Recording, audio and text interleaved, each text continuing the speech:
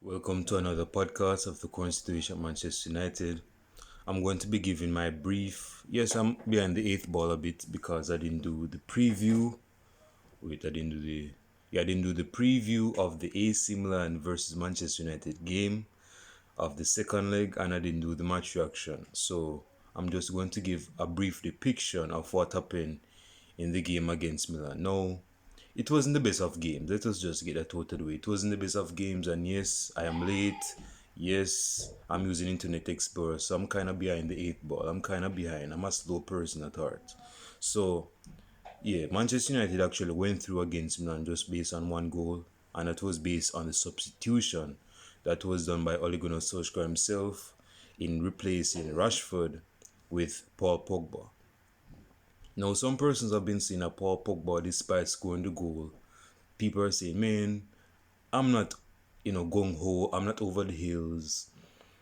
I have an uphill battle with that of Paul Pogba. I don't think this dude should be at Manchester United still because, yes, he scored the winning goal. Yes, he gave us the winning goal. But our ultimate goal is to sell this guy because he has been very consistently inconsistent. And we should move with intent in the transfer window. So this guy should leave. He should sign a lease so that he can leave the premises and the property of Manchester United. My thing is this, bro. We should not be thinking. I've said that before. I think that Paul Pogba should leave if there's a caveat. If we don't win any trophies this season. So even if we win, get top four, that's nothing to win. But even if we get top four, and we haven't won no trophies, for sure, Paul Pogba should leave the premises and property and compound of Carrington. That's what I believe. Because we're wasting this guy's prime. We're wasting this guy's time. He's even wasting our time. So this dude, if he does win trophies at Manchester United this season, that enough should give him a reason to leave Manchester United after this season. So, yes, we should not be even thinking about this, bro, because, he scored the winning goal for us. So, that is something we need to take in hand. Now, as you can see, the sun is outside. Yeah, bro, it's like 5 degrees, and I just went out for a brief walk, just talking to people, spoke with a few girls, and yeah, it's a very good weather. I mean, the spring is coming up, so I think that is something I need to be looking forward to in terms of the summer because if you know anything about Canada and cold countries, bro, like in January and February, it's cold as it's. I'm pretty sure if you go like outside, even if you have on like 3 gloves, like I usually have on 3 gloves, you go still feel the effective, not the effectiveness, but you go still feel the coldness still singeing, I should say, and still like frying, still frying your fingers. Like how I usually have this saying. What is the saying again? Not to go on a long tangent, but I had this saying that on a, oh yeah, it was so cold one morning. It was so cold that I could have frosted flakes. Wait, not frosted flakes. Yeah, I could have my frosted fingers as frosted flakes on a Friday morning. Something to that effect. Something corny, like something corny to that. But going back to Manchester United, I just enjoy the sunny weather, man. I just played some good football. So Rio Ferdinand is basically saying, or the question is asked, was Rio Ferdinand right to say Harry Maguire is Manchester United's biggest concern? I wouldn't say that because Harry Maguire had a very good game against. It wasn't against Milan because that was up to his counterpart Victor Lindelof. I think the last game is played in the Premier League. I think Harry Maguire, without a shadow of a doubt, was probably the man of the match. I think he had if he wasn't the man of the match, he had a very good game, least to say the least. And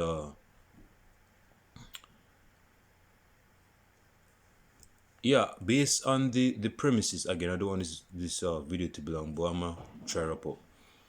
But based on the premises of the Europa League, we have seen that Tottenham Tottenham was thrown out of the competition yesterday.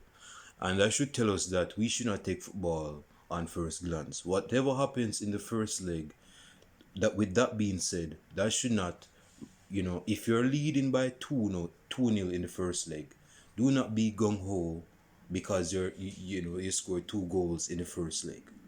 It's a two-legged game. It's a two-legged race. It's a two-legged race. It's not a one-legged race. This is me. So if you win the first leg, that being said, you should not feel as if you're through to the next round. This is me. Because in the second leg, the opposition can probably throw you to the ground if you have that mindset and mentality.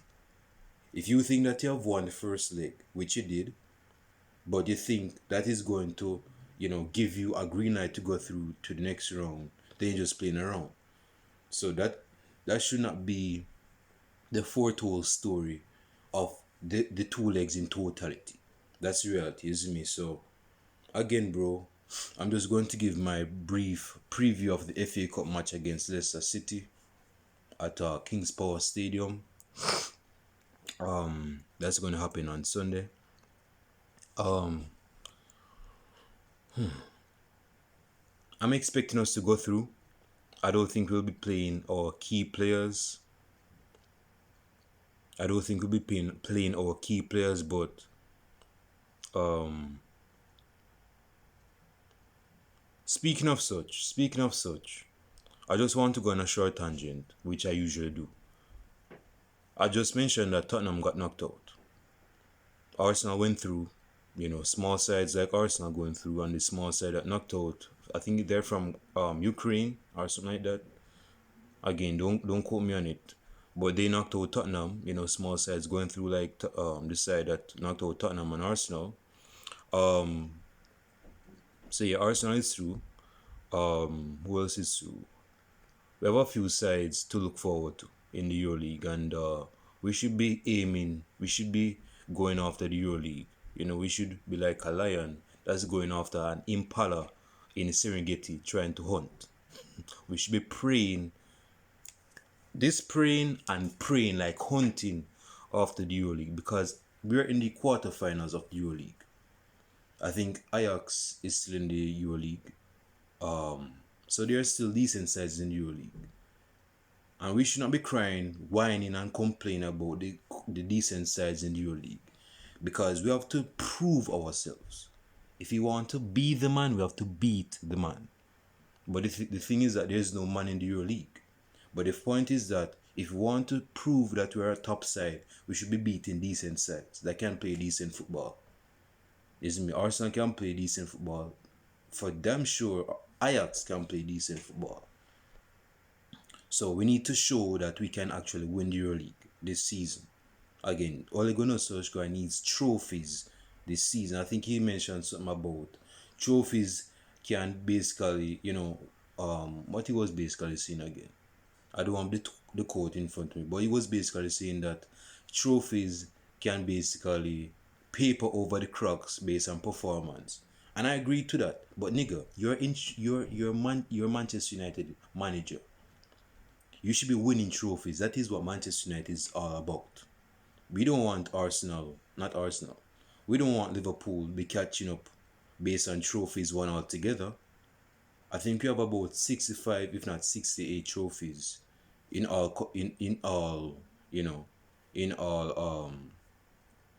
notifications, in all competition altogether. So we need to be winning trophies. We're a trophy side. This is me. So yeah. Okay, so back to the preview before I went on another longer segue. But Leicester City is a decent side, so it's not easy for us to just put them aside because they have decent players, despite selling Mahrez, despite selling Kante, and despite selling a few other players. But they're well coached. They're conditioned to play a certain way. So I'm going to be giving my preview. See, my head is not. My head is kind of out of bounds. My head is still on the road after that long, brief walk. But I'll be giving my starting 11. I believe Dean Henderson will be playing because Dean Henderson will be playing in the goal. At right back, I believe Wan-Bissaka will be starting because again, this is a chance to win the FA Cup. We have two chances to win at least, not two chances, but we have a chance to win two trophies.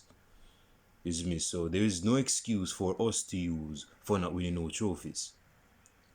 So like I said, Dean Henderson, Dean Coons between the sticks, Spider-Man at right back, some person called him Harry Maguire, not Harry Maguire, Aaron Wan-Bissaka. I believe Harry Maguire, speaking of Harry Maguire, will be starting, but I think Eric Bay will be starting as well. At left back is Alex Telles. In midfield, Matic will be starting, I believe. I believe Fred will be... See, I don't want this to go on a long segue, but Fred has been getting criticisms. Fred has been getting criticism for his... My lips are choppy. It's funny. It's funny that outside is shining, but it's still cold because my lips are very choppy and dry. But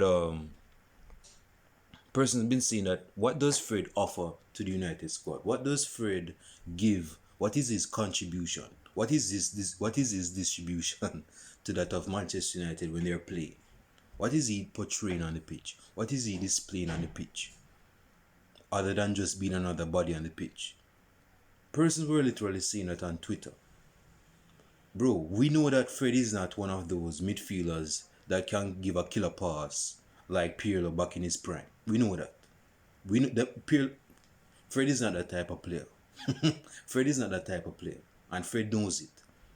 Fred is, again, I just mentioned Pirlo. Fred is not a player that is going to score a curler from 30 yards. He's not a Pirlo. That is out of Fred's side. That's beyond Fred. That's beyond Fred. But with that being said, we should not be criticizing or emphasizing bad names, bad claims on that of Pastor Fred. With all of that being said, Fred is giving his contribution. We know that Fred is not one of the best shooters in the, we know that Fred is not one of the best shooters. One person might say that if Fred was the person that shoot after Tupac in 1996 of September 16, Tupac would still be alive because he would miss. He would miss. So, despite that being said, bro, we know that he's not a goal scorer. He's not a killer passer. We know that. But that being said, we should not be saying that Fred has been... I mean, you can give objective and constructive criticism for him to improve. But if you're saying that Fred is crap, Fred is not all that, then bro, you're just giving bad claims to the nigga, the Brazilian nigga. That's the last thing we need for him, because we need him to be confident. Is me. We need him to be very, very, we just need him to be very distributive in terms of, he's a tackler. He is a player that contributes and complements Scott McTominay in midfield. Like I said, Scott McTominay has the physical prowess and the scoring finesse in his game. Fred breaks up play. Fred covers the grass. He covers the blade, every blade of grass on that football pitch. With that being combined, not only do you have Oreo biscuits, but you have a complementary double pivot of a midfield. You see me? So those two can contribute to the side. So yes, you have Mata. I might even put him Mata. So you have Matic. I think Fred will be starting. As number 10, I think Mata will be starting. And again, that's just my opinion. I'm giving my starting level. And right wing, I think Daniel James might start. No, Amé Diallo might start. So let me just put him on. Amé Diallo might start on the right.